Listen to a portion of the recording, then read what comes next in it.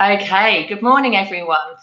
We are just about on time to get started, and there are generally a couple of sort of technical issues with people getting on. So we're just going to leave it a couple of minutes, just whilst we get the numbers up slightly, and then we'll be getting started. So final check for you to grab a cup of tea, glass of water, loo break, whatever it is that you need, and we'll be back in just a couple of minutes.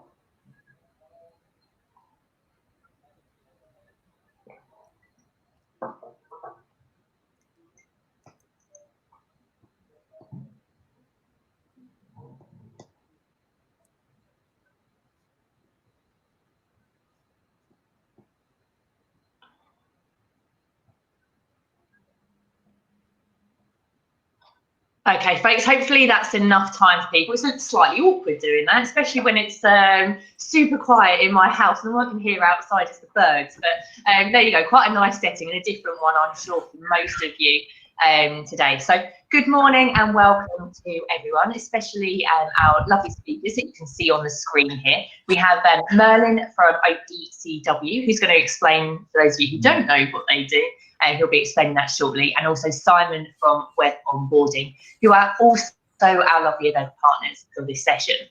For those of you who don't know myself, my name is Natasha Priya-Cannon. I am the Managing Director of In-House Recruitment. So we like to bring you lots of different events, slightly different events in these tumultuous times that we're going through.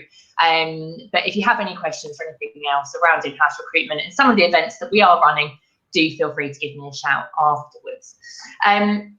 For those of you who don't know who Web Onboarding are, it may not come as a surprise to you, but they are a powerful cloud-based mobile optimized solution for your new hire onboarding strategies as well. So we'll be hearing a little bit more about their insights that they're getting from their clients and so we will be having, and we're trying to make this as interactive and as engaging as possible today. So thank you everyone for joining us. There will be polls that will be running throughout the session this morning, and there will also be Q&A as well. So if you have any questions at any point throughout the presentations, do pop them in the question section that you will be able to see on the right-hand side. I think it will be on this side. And we'll make sure that we get those asked at the end of the session. It is due to take an hour, so hopefully you've got your diary cleared and the kids are doing their schoolwork in the other room. But if you do need to pop out, we are also recording this session, so we'll be able to share it with you afterwards.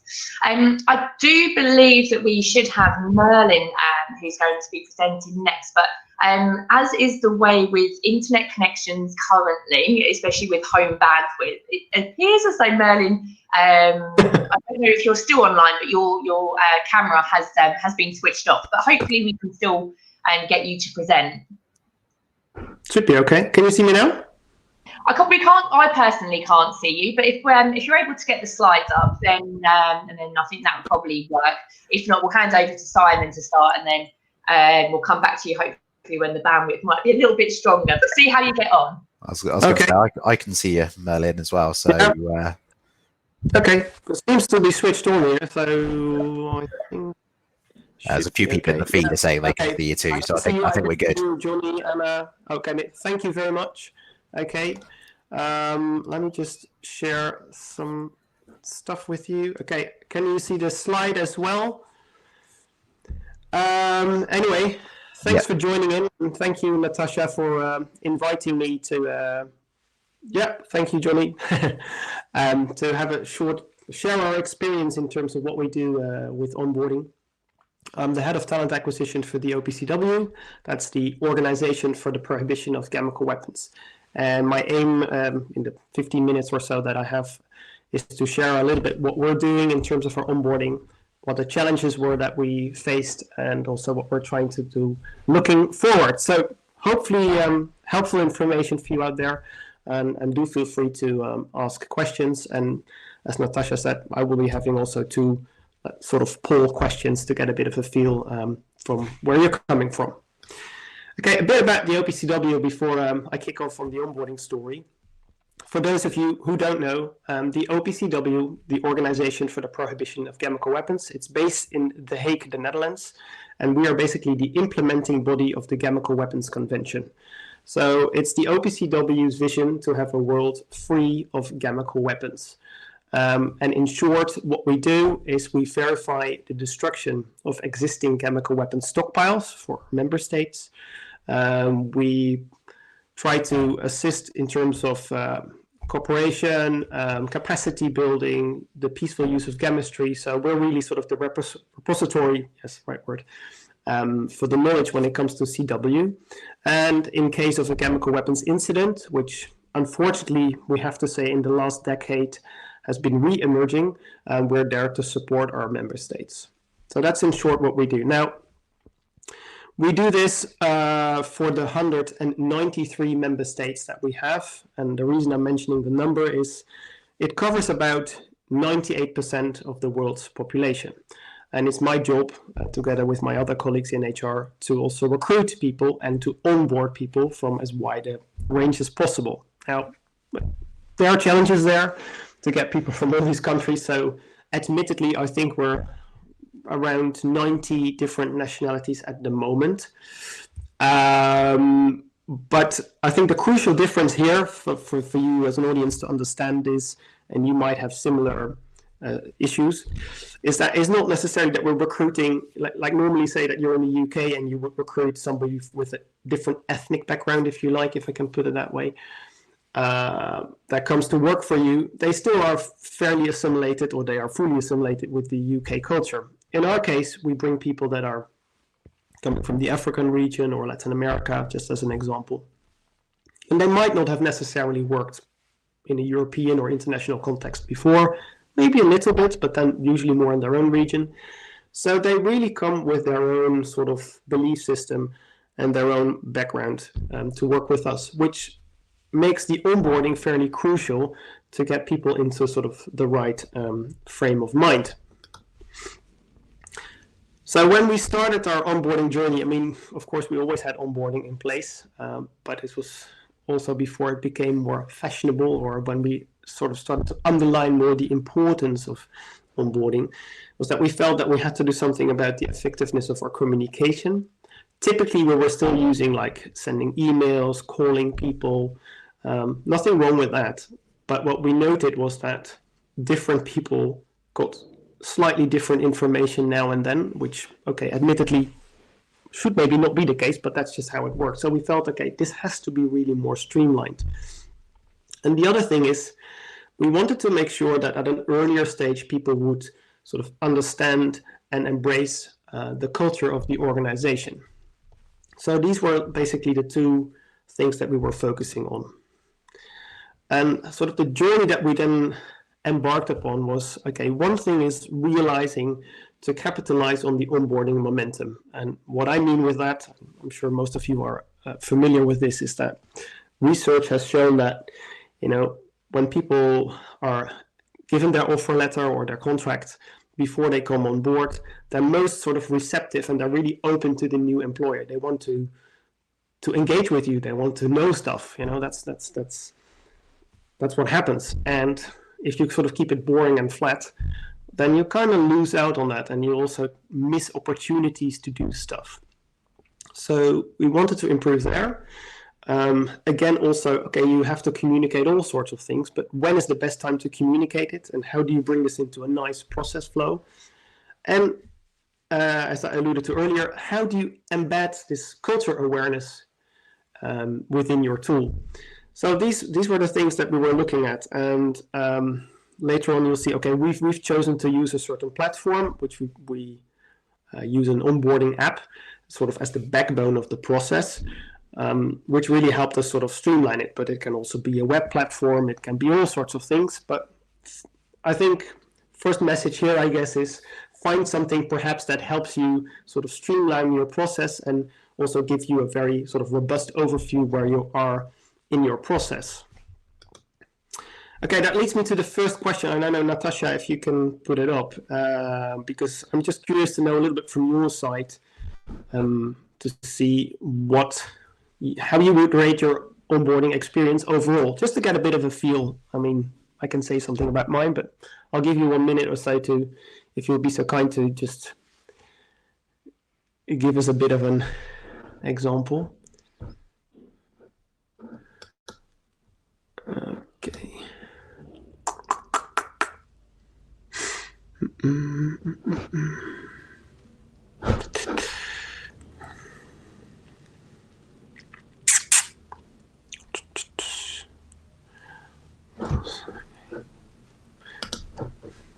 I'm going to submit my vote. Great. Average 71, excellent 90%, poor 10%. Okay, so we're sort of in the mid-range, if I can see that.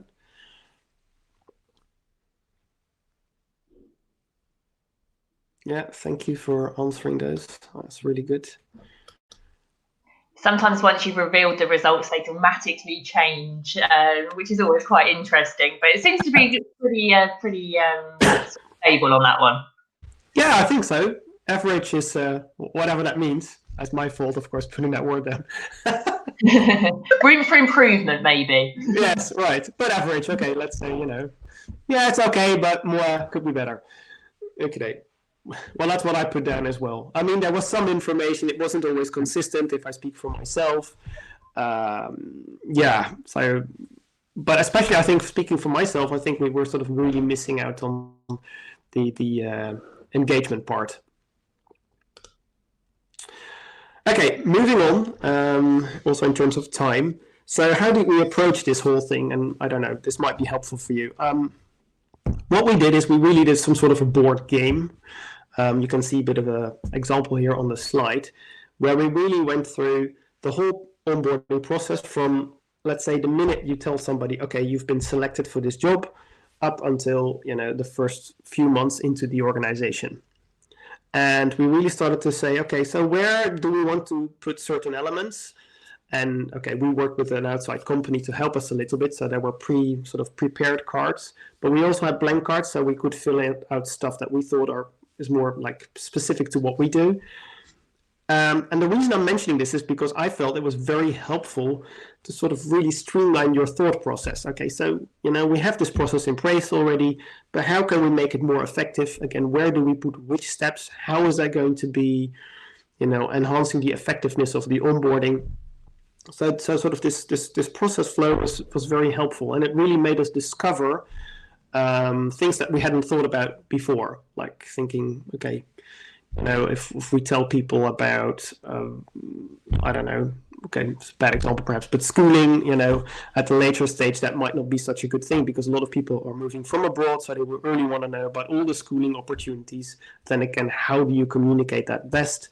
Stuff like that. So at least for us, that was a very sort of helpful way of setting up the whole process, which then means there's a lot of work to do, yes, obviously, once you've started this out. So sharing a little bit about what I would call the experience. I mean, what you see here at the back is sort of a bit of a screenshot of the web version of the app that we're using. So what we decided is we had to sort of do a few things. I mean, for us as a international organization, we're fairly bureaucratic, more than I think most of the audience who's coming from the private sector.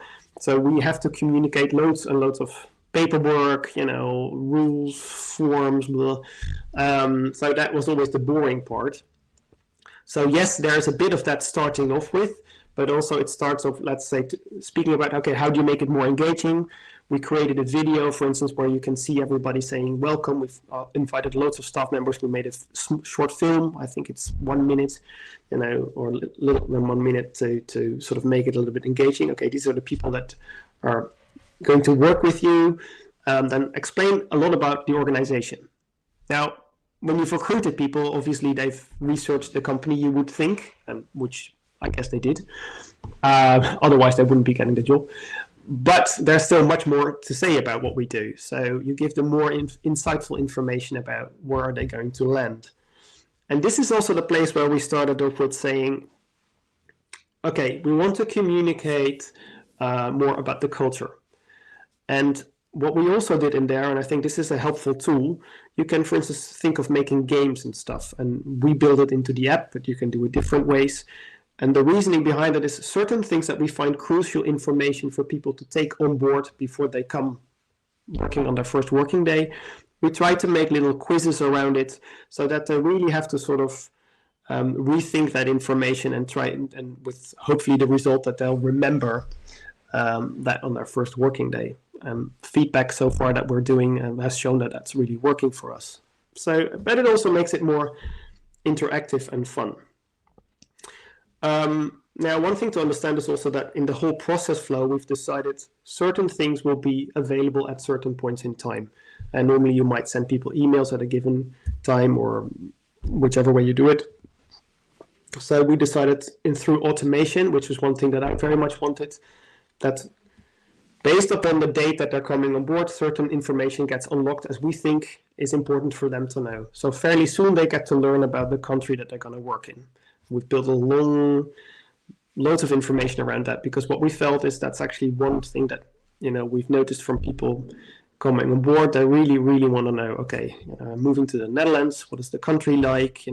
What are typical things about the Netherlands? One example, for instance, is we cycle a lot, as you may know, in the Netherlands. And what we've noticed is that our colleagues from abroad sometimes find that quite scary. They really like it. They think, oh, it's great. You can cycle everywhere and there's bicycle paths. But these Dutch people, they really, they cycle so close together and it's a bit scary. So we try to find videos around that we could use on the platform, put information out there. They can ask questions. So to prepare them already a little bit about that. Again, as I mentioned, things around schooling, all sorts of stuff, and also taxes, practical information.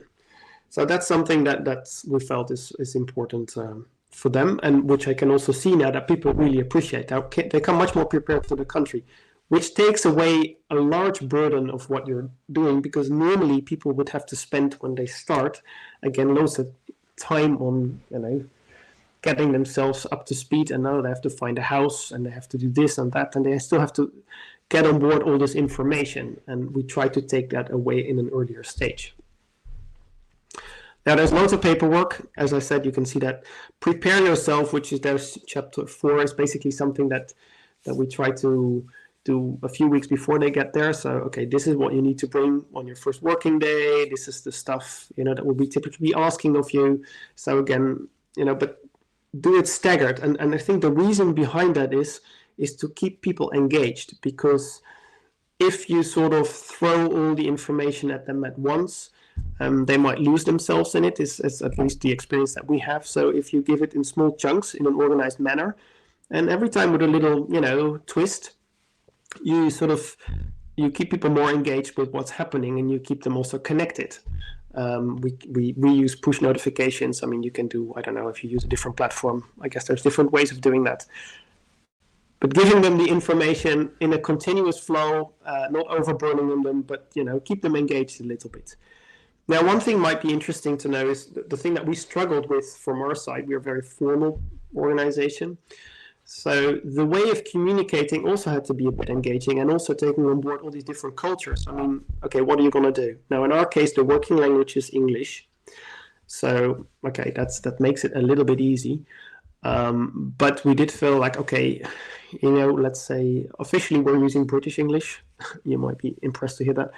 But the thing is really that we try to keep the language that we're using a little bit more simple. And we felt that, and we found as well after doing feedback, it makes it more easily understandable for different people, because whilst we hire a lot of highly educated individuals, you can still find that around practical issues, if you use too much complicated nomenclature or stuff, people get lost. So try to bring it down to a little bit more engaging, sometimes fun, but simple sort of language that helps things to be more clear. And then reference maybe other documents that might be more complex if they want to read more on the background around certain things. And I found that very helpful. So recapping a little bit, so key points for our were like practical information, make it more accessible, use videos, use quizzes to engage more. Automation organization and culture.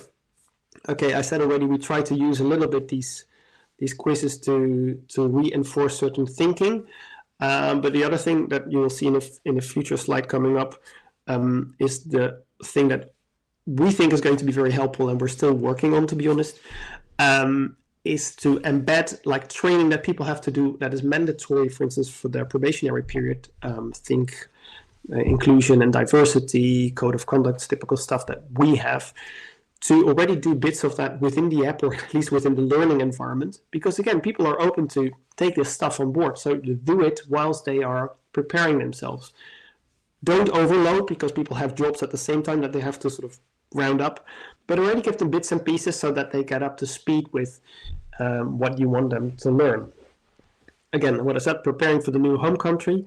Now, skills mapping, one thing that I did not mention yet, I think in terms of also further enhancing on engagement, you typically hire somebody for a job, let's say accountant, but there's all sorts of other things that people might be doing that can actually be really interesting for you, and that they're really happy to share, which they might have not put on their CV, or not so clearly.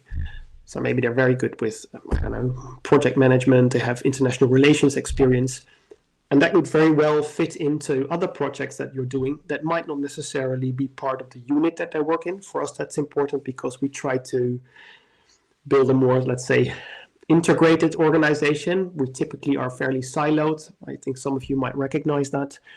So trying to sort of really help there by, first understanding what else can they offer. For me, for instance, that being in talent acquisition, it's helpful to know, they've got experience in those fields, so I might also be able to ask them for selection panels in the future, because they have this certain expertise. And it gives them an opportunity to speak about what they do.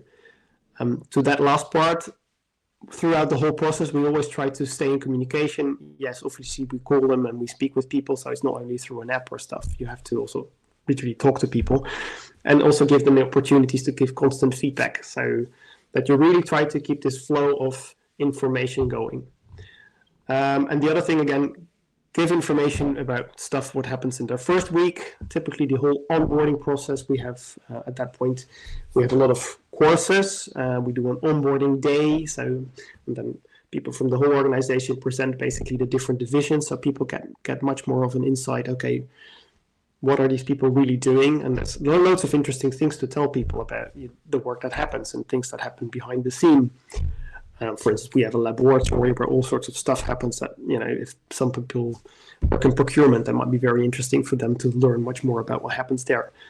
Also with an aim to get people engaged, because if they understand more about the mission and what you're doing, and they really sort of can relate at an early stage to the mission, you're also more bound to keep them with you for a longer period of time.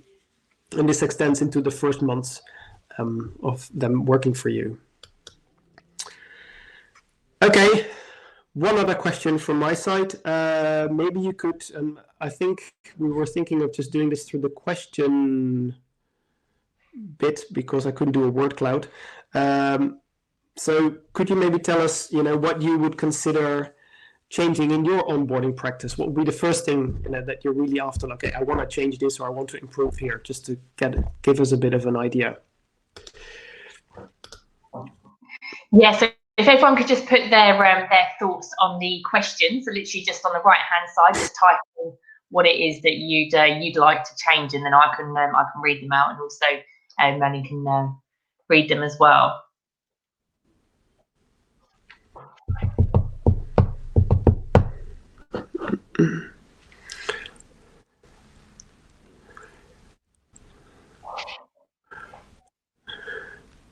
Anyone using time to hire? Oh, yeah, okay. Staggering onboarding. Okay. Yeah.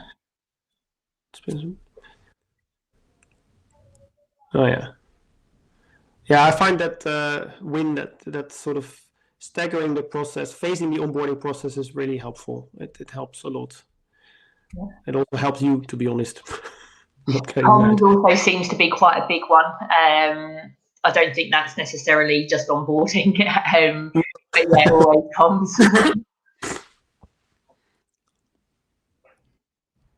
Yeah, different channels as well is always a good one. It's you know, just having the same emails, especially for different roles as well. Yeah. I mean, in terms of communication between HR and the manager, yeah, that's also still a challenge for us, and sort of maybe that leads a little bit to stuff that we're doing in the future. What we're trying to do is also build like interaction with managers through the app or other platforms, so that people, when they, you know, before they start, they can already sort of interact with the team. And yes, we've noticed it's not an easy thing to get managers up to speed to do that. Some people are great with that, you know, they really want to do this. They think, oh yeah, it's important. Other people say, well, I'm busy with my job. But to be honest, that tallies into a wider issue in terms of educating your management on managing people, which in all honesty, we're also, it's one of the things that we're really trying to improve on, because we've got quite a few great managers, but there's always people who are, yeah, they just need to get a little bit more up to speed in that regard. Yeah, because I think it's also around education. I mean, for some funny reason, people fail to understand that sometimes, you know, if you're not investing in your onboarding process, similarly, if you're not investing in your recruitment, sometimes say, oh, I want it now and I want this and I want it cheap and short. I mean, later on, it's going to affect you. So really trying to sort of make that clear, which is, I find a challenge sometimes.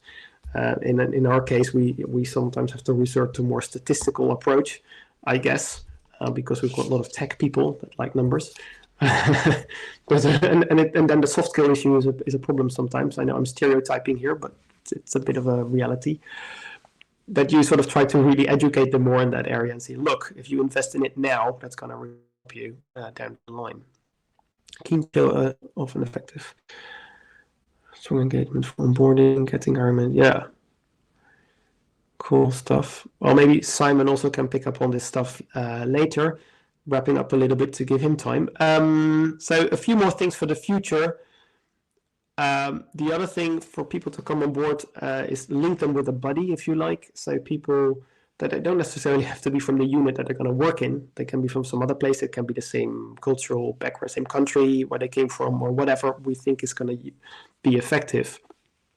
That will guide them before they come on board and as in a few months to help them out with all sorts of practical stuff. I mean, HR is obviously there to do all the guidance and, you know, setting up all sorts of things. But typically, you know, colleague workers will be more sometimes switched on in certain small things, make it a little bit more informal, and give you a little bit more of a homey feeling, if you like, to help them getting familiar with the place that they work in, and also in our case being in a new country. And the last thing, full integration with learning, as I said, yeah, that's something for myself is really high on the agenda. I'd really like that to be more embedded, because I think, as I said a few minutes back, if you can integrate these two things, so your onboarding with your learning, and really capitalize on the momentum that, you know, people are engaged and they are more receptive and they really want to learn, you know, you should take advantage of that. And that's something that we're really investing in at the moment. Supporting the LBs worked well, but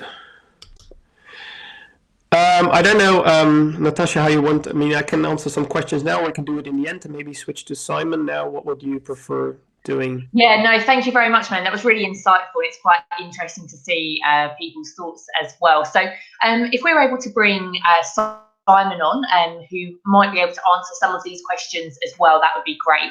And then we'll just do a combined Q&A at the end. If that works. I'm off. Thank you so far. No problem at all. I'm just going to remove your media stream, and then if you're able to come on and share your slides, that'd be wonderful. Yeah, let's see if I can get this working, shall we? Let's grab that. There you go. Give people a face as well to see, rather than just some headshots. Yeah. Oh, let me switch back to that. Hang on, 2 seconds. You know when you get a little message box that just sits in the wrong place and you can't get to everything else. Always the way. Good old technology. Is that better? Excellent, perfect. I'll leave you to it, and we'll come back for all the questions at the end. For our attendees, if you have seen any questions that you'd like to know the answer for as well, on the right-hand side, you can up-like, as you would on Facebook or other such similar things. You can up-like questions so they actually appear at the top as well. So do feel free to browse the questions if it's something that's relevant for you, just up-like it. All right, over to you, Simon.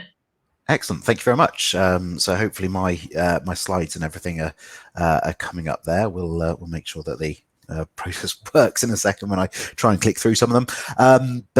Yeah, thank you for everything there, Melanie. It was really good to hear the journey that you guys have been on, and there were some really interesting questions from the guys on the webinar as well. So hopefully we'll get back to some of those a little bit later on. So what I want to talk about today is the fact that now more than ever before, we need to think of ways to work smarter around this kind of process. And that can be really difficult to do when your onboarding process balances things like emails, spreadsheets, posted information, and obviously face-to-face contact. That's a key part of the process as well. So how do we do that in kind of like the world that we're in now? So a bit about me and about web onboarding. I'm the general manager here, and we basically help companies to improve their onboarding processes and results in order so that they can get more new hires through the door and reduce the number of people who leave early, and make the process more efficient overall by managing it all in one place. I typically see that current processes and practices around onboarding just aren't engaging enough for today's workforce. And so I spend a lot of time talking to organizations about that in HR and recruitment teams, because they feel like they're wasting some of their time, or they don't have the time to try and get all of it done, as some of you alluded to in your questions a bit earlier on. So overall, what I want today to be about is talking around the process of providing more engaging onboarding, which will make new hires more committed and help reduce turnover, both in the first year of employment and going forwards too. I typically see that no one is 100% clear on what onboarding is, and I've had several conversations where people define it in different ways. So I'm going to talk a little bit more around how I see onboarding and how we look at onboarding today. I also tend to find out that the process takes too long. You know, that time to hire piece that someone mentioned earlier on is an issue for people. You're typically chasing for a lot of information with no visibility over what has been done, either by onboardees, hiring managers, other internal contacts, or sort of like within the HR team itself. Processes can be pretty inconsistent when you've got a widespread workforce, and you know that's more applicable to sort of today than it's ever been before, where you know the majority of people are now remote working, and you need to sort of like keep that process going across those kind of situations. And you know, teams, everyone, all of us, we're really busy, and teams are struggling to find the time to manage all of that as well. So today I'm going to try and define the onboarding journey in a little bit more detail, help give you some tips and ideas on how to improve the candidate experience overall, and keep the wider business involved around that process too, but also talk about some ways to make it easy to do and easy to manage, because the last thing that you need is to make it more complex overall. So onboarding, where does it fit? What is onboarding? Well, for me, onboarding practices are vital in delivering productive new employees from the people that you decide to hire. And that's essentially what I see onboarding as, the process of moving a candidate through from selection all the way through to becoming a productive employee. And when it goes wrong, when that little piece around onboarding in this chart that's up on the screen at the moment drops out, it can cause the whole cycle to fall apart. And there's some key statistics that we've gathered over the years in some surveys that we've done that show all of that. We found out that 34% of people who felt like they'd had a bad onboarding experience left within the first 6 months. Now, whether that's the people who are talking about their average processes or even their poor processes at the moment, you know, that can start to affect an awful lot of people. But we also found out that 11% of people actively rejected a role as a result of a bad experience, and 10% left within weeks. Now, that's quite a high percentage of people that are at risk. And when you start to think about things like the average cost per hire that it takes businesses within the UK to bring a new worker in, and the time that it takes and the investment that you need to make as a result of that, you know, that there's quite a lot that can put your investment at risk. Now, if anyone on the call today hasn't taken some time to work out their cost per hire, there's a fairly simple formula that you can use to kind of pull that information together around totting up external costs and internal costs over the total number of hires that you make. But the key thing to also think about here is that it doesn't always take into account things like lost productivity and stuff like that. So that's also a factor to take into account when you're looking at how much someone who drops out of this process might cost you overall. So here's my first question today. Have any of you on the call had a bad onboarding experience in your past? So Natasha, I think you've got a question there. It's just a yes or no answer on that. Is that? Yeah, just made that live. So we'll let people vote for a second, because it is just two answers. It can swing quite easily. Yes. Yes, they have currently had a poor onboarding experience. It's currently at 62%. Yeah, well, I know I have in my past, and I can go into sort of like a few different stories that that I've had. But yeah, if we get some answers on the yes or no side of things, we'll try and dig into what's caused those to be poor for people in a second. Yeah, there's still a few votes coming in. So yes is still currently winning. Lucky Cool. those that have said no. Currently 33%. Yeah, no, it's I mean, this echoes some of the stats that we've seen across like surveys and stuff that we've run, to be honest. And yeah, if you're in that 33% that hasn't had a bad experience, then yeah, you are very lucky, and it's great to hear. But so many people have. Yeah, you know, two-thirds yes, a third no. That's fairly standard from what I'd expect to see. Yeah.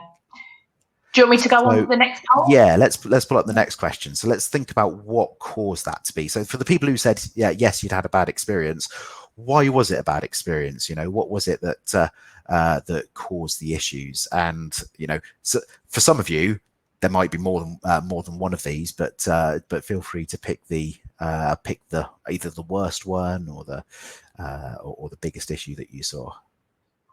Yeah, so I think this is the multiple options. Oh, excellent. There you go. You can pick all of them. Yeah, so we get some interesting ones. Poor communication and poor day one was the initial winners, but poor comms is currently at 67%. Yeah. Equipment is at 48%. Oh, good old equipment not being ready. Yeah. Poor day one, delays, errors, and other are all around sort of anywhere between sort of 10 to sort of 30 to 40%. So yeah, it appears poor comms, which is fitting with what some of the questions were for Merlin earlier as well. Yeah, and you know, it's a key factor, and I'll come on to that in a bit more detail in a second. So hopefully my slide should be working. Are my slides moving on for everyone? Yeah, moving on. Cool. Yeah. Cool. So I mean, from what people are saying there's a lot of stuff that that makes up a bad onboarding experience from what people have gone through in their own pasts. But you know, we've done some again in some of the surveys that we've run, we've pulled together some stats on this. Now, people mentioned about equipment not being ready.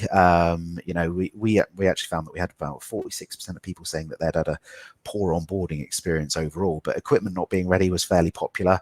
You know, 42% of people saying that it wasn't ready. Desks weren't prepped. You know, sort of 26% when you come in on the first day and you haven't got anywhere to sit and work at, which you know is a completely different as we are today in the situation, I suppose. But you know, that was coming in there. But we also got told that the first day was pretty paperwork heavy for people as well. And some of the things that contributed to that poor day one were, you know, they were sat down on day one and either given a load of paperwork to fill out or had to go through a death by PowerPoint as well.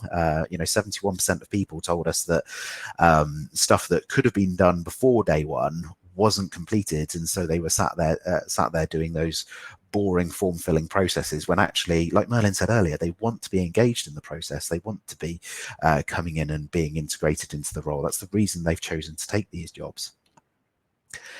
And that comes on to my next point as well, really, around integration.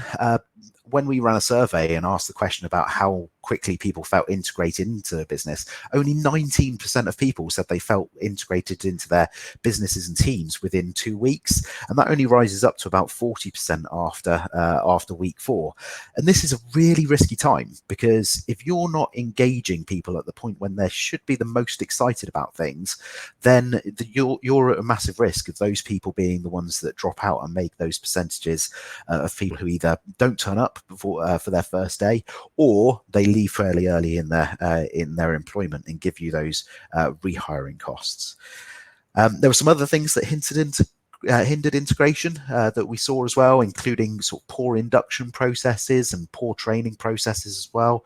And we'll come on to those in a bit more detail a little bit later on. But some of the stuff that Merlin was talking about earlier is ways of trying to solve this process too.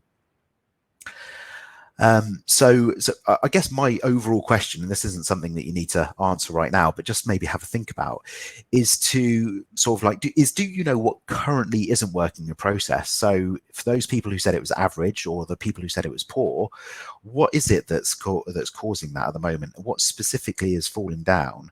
And also, what feedback do you get to make sure that everything is going well? And how do you sort of like gather that information from people? Because that tends to be quite difficult to do as well. But that's enough about what happens when things go wrong, or the stats around things that could go wrong. What happens when you get it right? For me, good onboarding combines great communication, efficiency, and experience. And as a result, people are more engaged and they stay longer in their roles. We found out that 63% of people, gosh, I just said there was going to be no more stats, didn't I? Said that a positive experience made them more committed to their roles. But we also dug into what made them what made them more committed, and what kind of things do people like to see as an onboarding process. So what could you do to make it better? I've seen all sorts of things, from customized videos like Merlin was mentioning earlier, down to like first day snacks, to high-end gift bags, and I'm not going to dwell on all of those little specifics that people can do today. I'm going to talk in more general terms about some overall key principles that you can put in place. Those things all have value, but there's a few things that really make the difference that people were telling us about. So the first thing was around clear communication to people. Now, we think that you should be able to tell people what is going to happen and when during their onboarding process, as well as what they need to do, and get a map of the process ready for them so that you can deliver that to them. Now, there's lots of different forms that can take, from systems and applications right through to sort of like just pieces of information that you email to people. But if you're telling them what's going to happen and when, and putting those staged emails in place, you're going to have a lot more engaged people coming through that process. And there's just a few key things that you can put in place up on the screen at the moment. So you can look at sort of constructing some of those things there. So maybe even doing that process that Merlin talked about earlier, and mapping out the process internally so that you can then deliver that to people externally so they know what to expect. Another chunk of people told us that introductions to their teams were really important to them, and a really key part. In fact, we had just over 50% of people tell us that not only were introductions important to them, but also that they typically didn't have any welcome activities planned for them when they came in. And it seems a really simple place to start, because things like a team lunch, or maybe even a night out in certain circumstances, those are key things that could be put in there. And if you're in control of the hiring process and recruitment process, maybe that's something that you could even put in place to make sure happens when someone comes in for day one. But you also to make sure that contact from the manager happens, and that you use things like buddy systems and buddy processes to get people engaged with their team early on, and not wait and have it be something that you try and pick up after they start. Another thing that was key for people was receiving information prior to the start of their employment. You know, like Melon said earlier, people are pretty engaged at this stage of the process, as long as you keep them in there. But there's a few key steps that you can put in place to make sure that happens. Start that with things like contracts and offer letters. If you can get them out ASAP, all the better, because people feel wanted and engaged, and it'll help you secure the people that you want as well.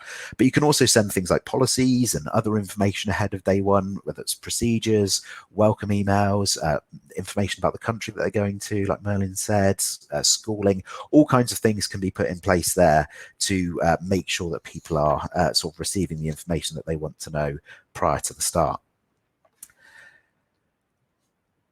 And then the final thing that I've got on here is keeping the onboardee in the loop. So again, this kind of comes back to communication, but it's a communication about the whole process, you know, tying all of these things together to bring it all into one place. And it can be really difficult to do because we all struggle with time at the moment, and, you know, getting that information out to people is difficult. But there's nothing worse for an onboardee than feeling like you've been left in the dark. I've been through that, you know, if I'm talking about some of my processes that I've been through and the poor processes that I've had, there's certainly some times when I felt left on the in the dark at the end of the process, not really knowing what's going on. But it's quite easy to start these things off, you know, even if it's some internal emails that you're sending out that can include other stakeholders to prompt further communication to happen.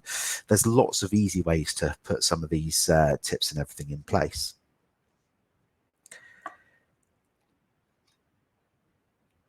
So now that we know some of the ways that you can get it right and some of the stats around getting it wrong, what is important to what is it that's stopping people making sure that this all works for them?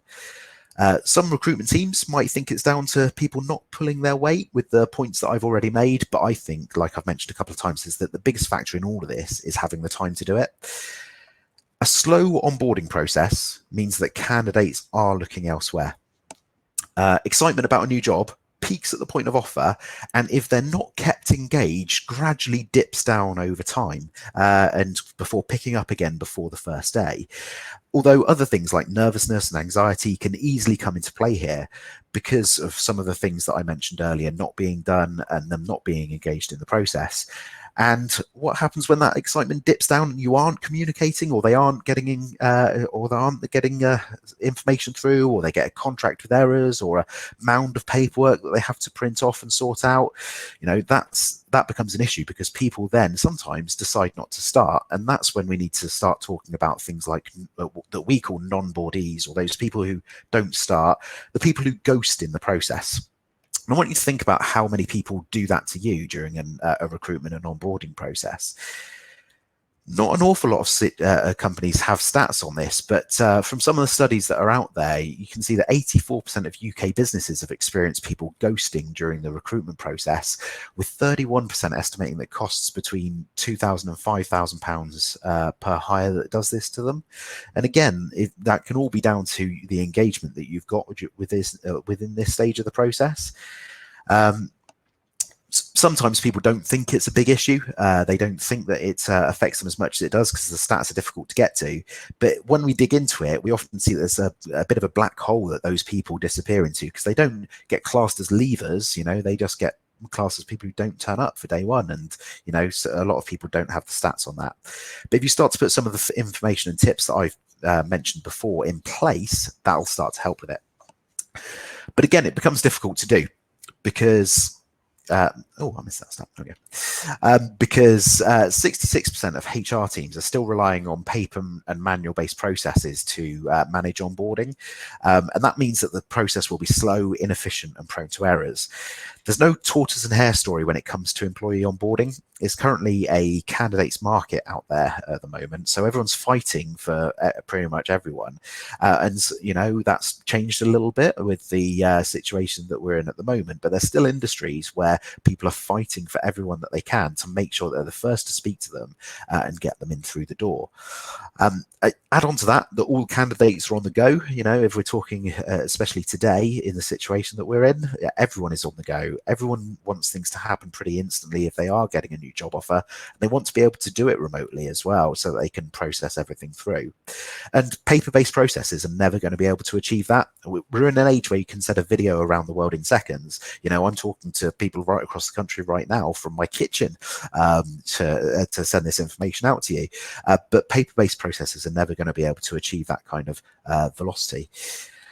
We also see that there's a lot of people out there who still don't use any kind of digital process properly within this. You know, maybe they're emailing some of this information out and they've called that making it digital, but, you know, not a lot of people are using digital signing processes. Not a lot of people have digital form filling processes in place. And, you know, that can make it very difficult for the new hire, especially if they have to find somewhere to print all of that paperwork out too. Because we're talking about engagement really here. And I think that the biggest way that you can make people feel engaged is to show them that you are engaged with them. It's all very well having sort of like something sort of like well designed and sort of like incredibly good looking to send to people. But if you're not doing that promptly and you're not getting that information to people quickly, then they're not going to feel like you're engaged in the process. So I think that's a really key thing that people miss. So with that speed of the process, which I think is a key thing to make sure that you get people through this process and feeling engaged, we see some major issues with that around industries like care, manufacturing, and hospitality to an extent until recently, obviously, and retail as well, where employers are often too slow in getting information out to people. And because candidates in those high turnover and quick turnaround industries go with the first offer that they get, if you're too slow on getting information out to people, like the contract, for example, then they go elsewhere. Or maybe they're in it's in a different industry and they accept a counter offer instead. I would also say don't leave everything a bit longer just because someone's got a 3-month period on their notice as well. You know, it might feel like you've got a lot of time to get people information, but actually it's more important than ever at that point to keep them engaged, because that long period is where people can dip down in excitement even more and have that issue with ghosting out of it as well. I also feel like I need to touch on some of the legislative changes that are coming too. Now, as we stand at present, there's a piece of legislation that was due to be coming in on April the 6th called the Good Work Plan. Now, as it stands at present, there's part of that legislation around IR35 and contracts that has been postponed until next year. But as it stands at the moment, I haven't seen any updates on the Good Work Plan. So I think it's important to touch on, even if this doesn't come into place in the next few weeks. Basically, the Good Work Plan is going to mean that people's processes are going to need to be faster and slicker than ever. And you need to make sure that everything gets done for every single new hire. I mean, nothing should really be slipping through the gaps already, but it does happen, because forgetting to press send on an email or missing the post or fighting with spam filters can all happen to anyone.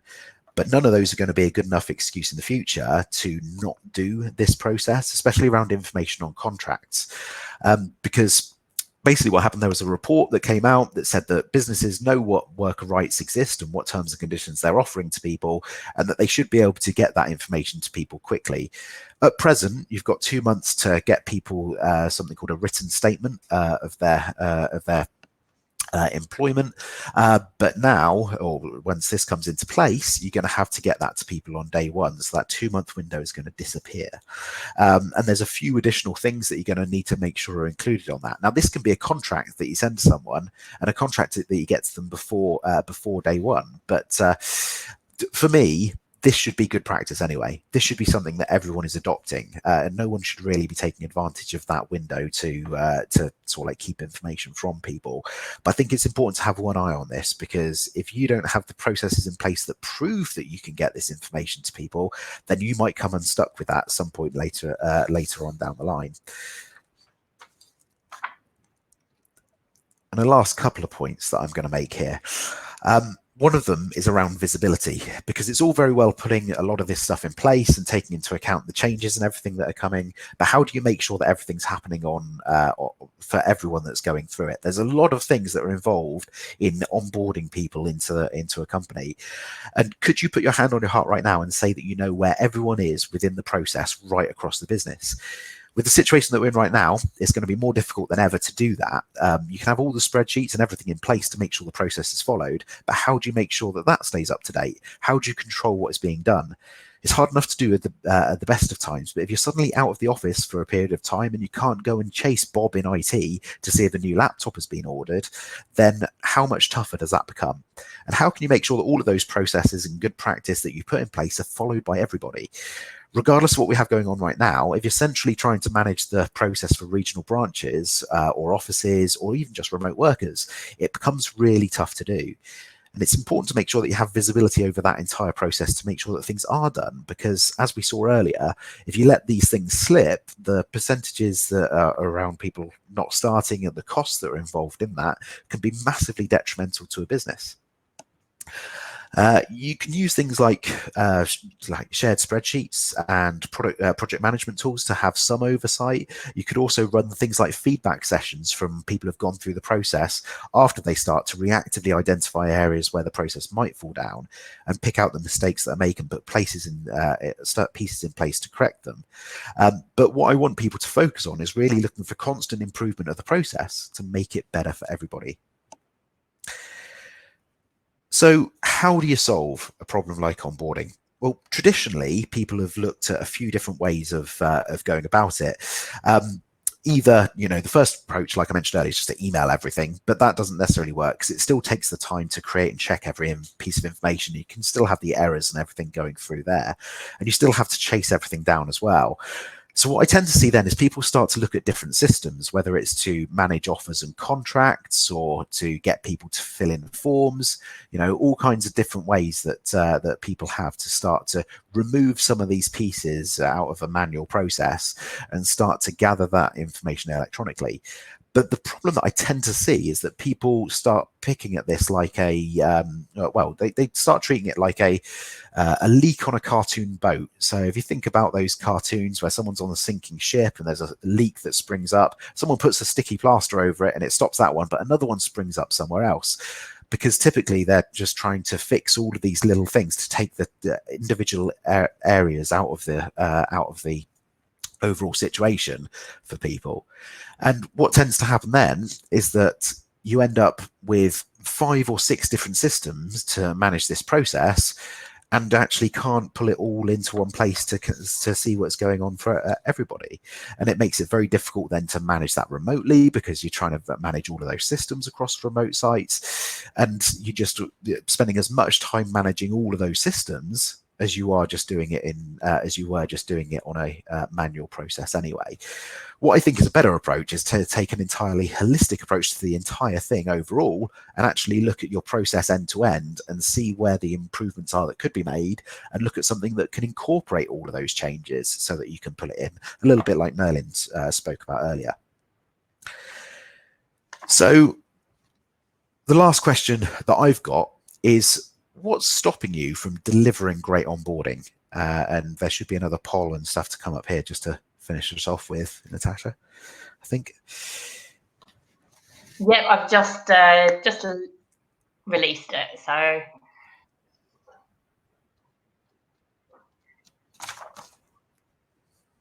we'll just wait for a few people to vote. We are getting towards the end of the session. So, Simon, perhaps I can just ask a couple of questions. Of course. One that's been upvoted, and it'd be good to get your understanding as well, is who should manage the onboarding process and check it is happening? Is it managers, HR, other? Who is it? I think everyone has a responsibility to it. I think overall, in terms of making sure everything gets done, HR should have some oversight on everything that's in there. Now, the way I see it is that if you give HR the right kind of tools, then they can see all of that information all the way through. And we certainly specialize in trying to give them that visibility, whether it's making sure that IT have ordered the equipment, whether people have sorted out access passes, whether uniforms have been ordered. We want HR to be able to get to that information nice and easily and know that it's been done. But I think it's also important that hiring managers keep an eye on it too. And there's going to be certain parts of the process that fall into their responsibility too. But I think sometimes we're too quick to sort of like assign, that bit's to the hiring manager, so that bit wasn't done, so it's their fault that they didn't come in and start properly, or vice versa. And that's not really conducive to making this process better for everyone. Yeah. Excellent. And Merlin, what's your thoughts on it in sort of practical terms? How do you guys find who sort of manages it? Yeah, HR is basically the lead in this from our perspective, and we try to liaise as much as we can with the hiring manager throughout the process. And again, as I said a little bit earlier, yeah, that still sometimes depends, unfortunately, a bit on how engaged the manager is, which it shouldn't be, but that's I think our struggle to educate people. I think the lead is HR because we make sure that every step is done. And we also try in terms of introducing the people at an earlier stage to the manager, although they've usually interviewed them, so they know them already, and to the team. When they're closer to when they get really physically on board, we try to get them more involved. Yeah. Okay, but HR manages the process. Yes. Yeah. Great. Simon, so the results are they don't differentiate too much. So time it takes, resources, visibility, and other are all around 20 to 25%. So time, resources, and visibility really are the main three winners there.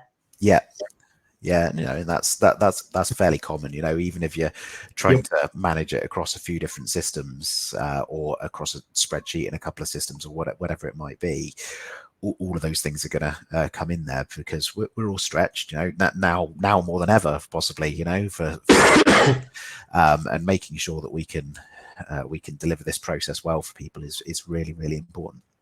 Yeah, brilliant. I think determination helps. I mean, for us, in terms of resources and having the time was a really, really a big issue for us.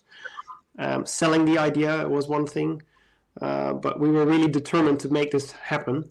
So, it may sound a bit funny, but at one point I said, okay, we just locked ourselves up in some bar somewhere and worked on this.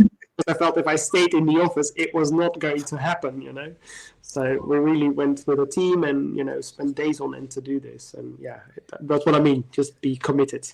Yeah, one of the things we always do with people is we assess kind of what their process is at the moment. So we'll go through it piece by piece and talk about all the stages that are involved. And then what we'll do is we will talk to them about what the ideal process should look like, where they are now and where they want to be in the future, so that we can identify the pieces that can be streamlined in order to do that. And sometimes you do have to sort of like just get everyone sat around a table with pieces of paper and stuff like that and post-it notes to try and figure out what goes where. Maybe now I need to sort of like just have a whiteboard up behind me. I'll be in my home office tomorrow, and then I'll be able to have a whiteboard up on the wall, and maybe that's something that I can use with people to turn a camera around towards it and say, right, what pieces do we need to move where to make this process more efficient for people? And that's one of the challenges that we're all facing at the moment. I've seen there's a question on there from Sarah Louise, about the current situation and seamlessly transitioning from onboarding process to induction because it now can't be face to face. That's a really difficult one, isn't it? I think that we're all kind of trying to work our way through that at the moment. I would say that from my point of view, in terms of how my team have changed how we work over the last week, a lot of it is about sort of using the tools that you have available. So we're quite lucky in that we have access to Google Hangouts and stuff like that. So we're using that on a daily basis to keep in touch with people. But also I think you can still use that if you've got someone starting, tomorrow, for example, that you want to still give that introduction to the team, still organize all of those pieces and get people face to face with people in whatever way we can do that in the current circumstances. So use tools like whether it's Hangouts or Microsoft Teams or Skype, whatever it might be. There's so many tools out there, Zoom, there's all of these things that we can use to get this process in front of people. And if you do still want to give people some of the presentations and stuff like that you'd usually do, things like Zoom are pretty good for that too. And even Hangouts, you can share screens and everything as well. So there's elements of that you can use to start moving people into an induction process as seamlessly as possible. And it's going to seem weird. I mean, I don't think there's any way to get around that, is there? It is going to seem a little bit odd for the next couple of months at least. But start to test things and try things, and yeah, if you have got a system in place that can deliver some of that communication up front, use that and use that way of communicating to people, because it's important now more than ever.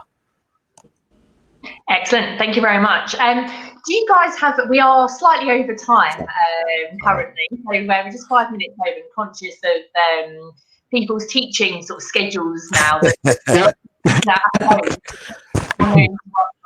kids learning the maths and English.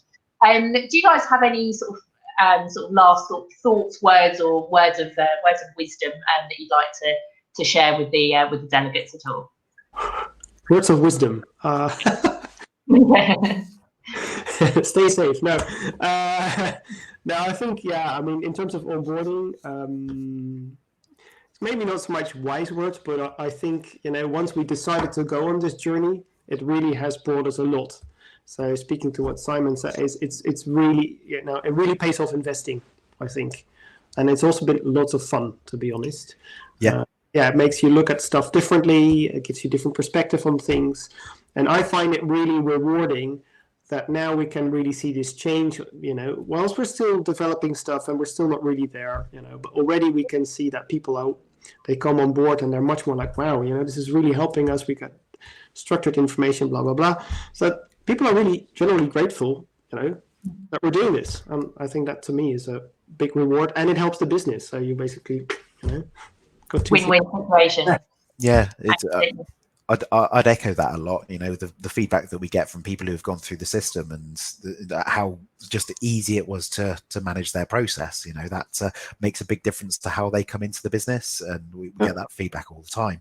But I think my biggest takeaway at the moment would be to use this time that we have. We're all in a bit of an unusual situation, and I know a lot of HR teams last week and probably still this week as well are going to be pretty stretched with sorting things out and getting different policies and processes and stuff in place. But after that, there's probably going to be a little bit of a dip in terms of things that we need to change, because we're going to be in a bit of a static situation. But that's time that can be used pretty effectively. If you have got any thoughts about improving the onboarding process, then start to map out what you're doing at the moment. Excuse me. Start to map out what you're doing at the moment. Start to identify those areas where it can be improved, and start to think about how you want it to look. Either sort of like in 2 months' time, when well, who knows where we'll be there, or maybe even in a year's time, and how good it could potentially look if you get everything in place. I'm willing to have conversations with people about that. I can jump on a Skype call or whatever, and have chat about that and talk about different ways that you can use that more specifically to your circumstances. But like I said, you use the time. It's a perfect time to start assessing those processes and making them better. Excellent. Thank you very much, guys. So there have been a number of questions that we've had that we've unfortunately not been able to get through. Merlin, I know you responded directly to a few of them. And for those of you that have asked questions that we haven't answered, we will be sharing them with both Merlin and Simon, who will hopefully be able to answer them and come back to you afterwards. Do feel free to reach out. Merlin and Simon are more than happy and more than welcome some communication and perhaps some insight and some sharing of ideas. As Simon said, at this time, it is a perfect time to get your brains thinking, get them together, and working out kind of what you could change. So steal your kids' Post-it notes and coloured pens, map out your process, and we will be sending out a recording of this session if there was any dips in internet connection, but we'll be sending it out shortly. It should be going out today, and we hope to see you on the next event. Stay safe, everyone. Thank you very much to both Simon and Merlin. Really insightful stuff, and we'll hopefully see you online soon. Thanks, everyone. Okay. Take care. Thank you. Bye-bye.